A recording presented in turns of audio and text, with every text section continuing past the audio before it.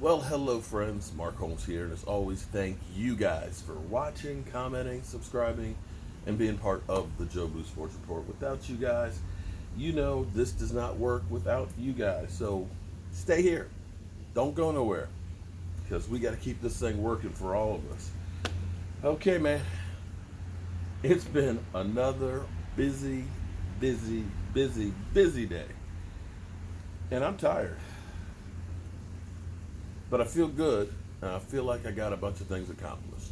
I got the grass cut because we finally had a day that didn't rain. It's going to rain the next 3 days, so I'm glad at least that's taken care of.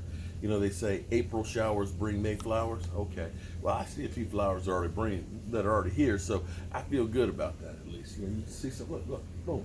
You see flowers right there. Look at that. So I guess it does work since it's almost May. So maybe good news as far as baseball goes. Baseball is working on having games, be it without the fans in the stands, but having games. And as we just saw from the draft, how everybody is starved to death for sports. And that's why I know there will be an NFL season. If we're still dealing with this as we are right now, it'll be even more important for the NFL to have a season because literally, when you think about it, you're not going to be able to go ahead and tape all those fall shows. You know what I mean?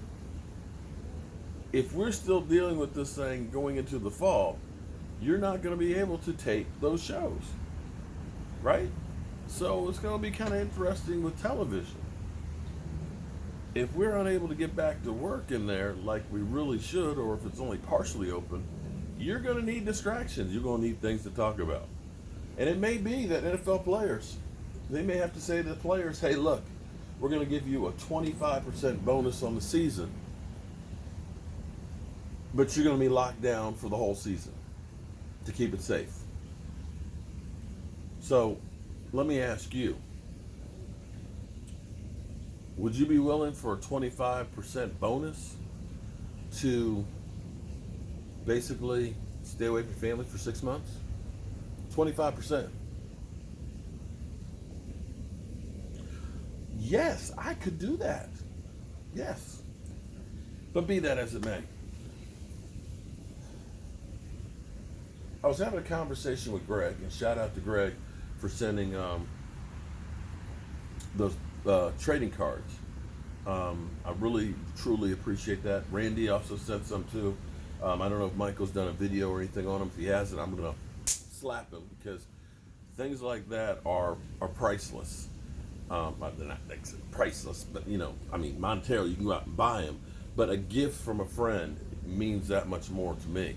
And it's just like the mask that Peoples Aguilar gave me, or Zeppelin fan with the banner, or Joseph Heatherly with the pistol and the banner, and Cowboys X Factor with the man cave, and Joe Bear from, oh my goodness, I'm sorry, I'm having a brain fart, but you guys know what I mean. I thank you guys so much, and all those things mean so much to me, and they'll be passed on to Michael when I croak. But be that as it may, I was sitting here thinking and talking to Greg about Will McClay and how Will McClay has been emphasizing the type of players that they want to get as far as defensive back. That basically they're saying that it's a mentality of getting the ball. When you're in press coverage and things like that, of getting your head around and looking for guys that fit that bill. And I was saying to him that it's amazing to me that Will McClay has not been sucked up by somebody else. Think about this. When you look at the Texans trading away DeAndre Hopkins for a broke down running back, when you look at them getting rid of some of the players that they have and literally letting the quarterback get the hell beat out of them, you have to kind of say, it might be a good idea for you to have a GM. You can't argue with what Will McClay has done, and he is the head of scouting.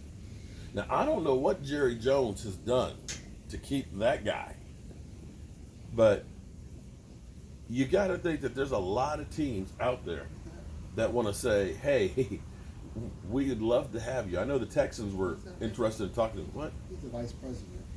Vice president of football operations, but that still doesn't say GM, okay? GM, vice president, okay, a VP. You can go to most companies and they got 50,000 VPs, but there's only one CEO or one GM. Okay? And what Greg was saying is like, well, every time somebody talks about that, he just gets another big raise. I don't know if that's what it is or not, but whatever it is, we can't afford to lose that guy. And the way we got talking about that was, he was talking about Kellen Moore. He said Kellen Moore next year will be a hot head coaching candidate for teams because, of course, that's the new hot egg because of the Sean McVays and the Kyle Shanahan's and stuff like that, that the younger coaches are now in vogue with teams. But back to Will McClay. It's a travesty that our Cowboys have underachieved with the amount of talent that's been put on that field. I'm a diehard Dallas Cowboy fan. I love the Cowboys, and I know some people out there get offended and they say, why do you say bad things about the Cowboys? Hey, listen, you got to call the truth.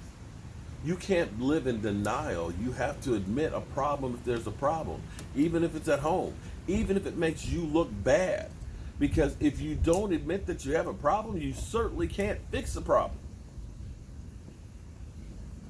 And it's amazing to me that it feels like with Jason Garrett gone, it's almost like the dark clouds have parted. It's not just Jason Garrett, it's the whole. Okay. It's everybody else is gone too.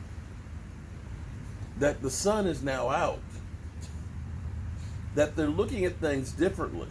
They're looking and bringing in players. There's no guarantee that any of them are going to make it or going to be the guy that you want. But, the fact that we went and got Gerald McCoy, that we got Dontae Poe, that we got Clinton Ha Dix, we got Big Boy in the Worley today.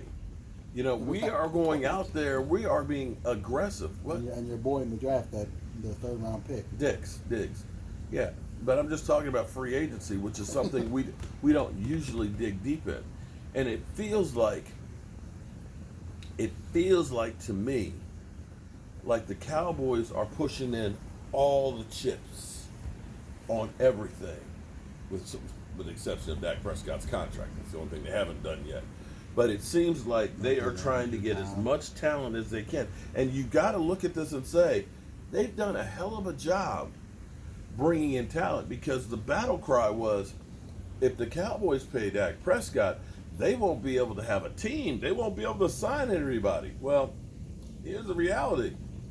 We got him under a franchise tag that's almost $32 million, which is the most expensive way you could sign him. And we still, I don't know what the number's going to be for Worley at the moment, but before Worley's deal, we had almost $11 million, and we'll get $7.5 million more come June 1st because of Travis Frederick retiring. That's still on the books. So before that deal goes through, you're talking about, we have about $18 million of cap space. And we done signed all these guys. We got Amari Cooper. We got Dak under contract at the moment. He just hasn't signed it. And we'll get a long-term deal. You got Zeke. You got Jalen. You got your whole offensive line. You got everybody taken care of. So, shout out to Will McClay and pray that we don't lose that guy, because before that guy took over, it was a damn disgrace what the Dallas Cowboys were doing as far as scouting, drafting, and everything else. Oh, yeah, after Jimmy Johnson left. Well, after Jimmy Johnson, it was wheel and deal. Hey, yeah, we'll give up 2 number ones for Roy Williams. That'll work. Or I'm sorry. It was it 2? No, it was a 1 and a bunch of other ones. Yeah, but we'll give up 2 number ones for Joey Galloway, a guy who was always injured. Oh, we'll sign Miles Austin to a big fat contract after 1 year, even though he had issues. What about the glass man?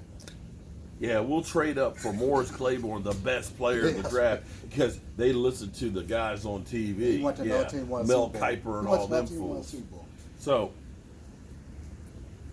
we got to find a way to make sure that next year that guy ain't going nowhere, because you know we got the Eagles crying right now. They're crying because we got CD Lamb.